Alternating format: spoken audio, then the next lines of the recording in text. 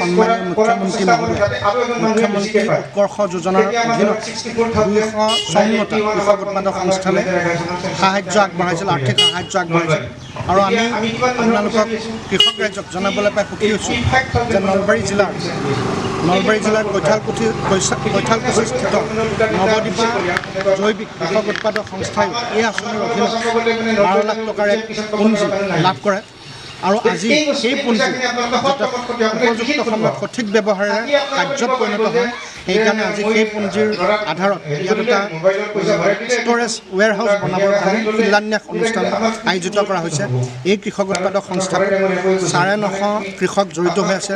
আজিৰ তাৰিখত আমাৰ এই কৃষক উৎপাদক সংস্থাৰ কৃষকসকলে তেওঁলোকে ধান, সৰিয়হ, বেচন, আটা, কলাখাৰ, আমাৰ মহিলা যি গোট আছে, FIG গোট আছে, সেই FIG গোটবিলাকৰ আচাৰ, এনেকুৱা বিভিন্ন ধৰণৰ খাদ্য সামগ্ৰী তেওঁলোকে সুন্দৰ আৰু গুণগত মানযুক্ত খাদ্য প্ৰস্তুত কৰি বজাৰলৈ ইতিমধ্যে উলিয়াই দিছে। আমি সকলো কৃষক ৰাজ্যক নৱদ্বীপা কৃষক উৎপাদক সংস্থাৰ লগত জড়িত হৈ একোজন স্বাৱলম্বী সক্ষম কৃষক হিচাপে নিজকে গঢ়ি তুলিবৰ বাবে আহ্বান কৰিছোঁ। ফাৰ্মাৰ পইচা কোম্পানী গঠন হৈছিল।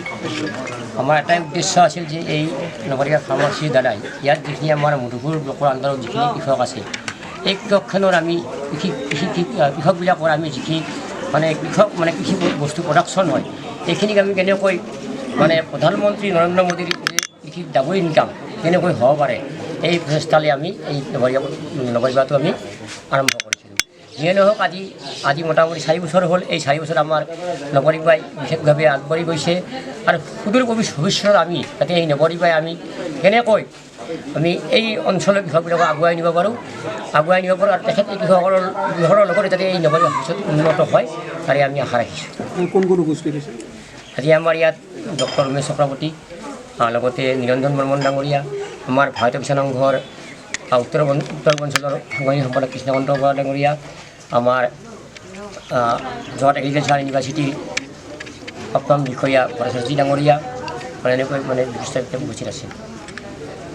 কিমান টকা ব্যয়েৰে আপোনালোকে আমি মোটামুটি ইয়াত এতিয়ালৈকে আমাৰ মোটামুটি প্ৰায় 60 লাখ টকা ব্যয়েৰে আমি ইয়াত আৰম্ভ কৰিছোঁ। এই কৃষকৰো আছে, কৃষকৰ অনুদান আছে আৰু লগতে চৰকাৰৰ অনুদান আছে। আমাৰ মুখ্যমন্ত্ৰী যিটো উৎকৰ্ষ যোজনাৰ যিটো আমাক 1 লাখ মানে প্ৰদান কৰি ইয়াৰ এটা আছে। ঘৰটো কি উদ্দেশ্যত কৰিলে আৰু এইটো আমি গুদাম ঘৰ বনাম, যাতে আমাৰ ভৱিষ্যত ধৰক আমাৰ যেতিয়া তুমি সৰিয়হ কিনিব লাগিল, মাকৈ কিনিব লাগিলে আমি ক'ত ৰাখিম, এই ৰখাৰ কাৰণে আমি গুদাম ঘৰ কৰিছোঁ।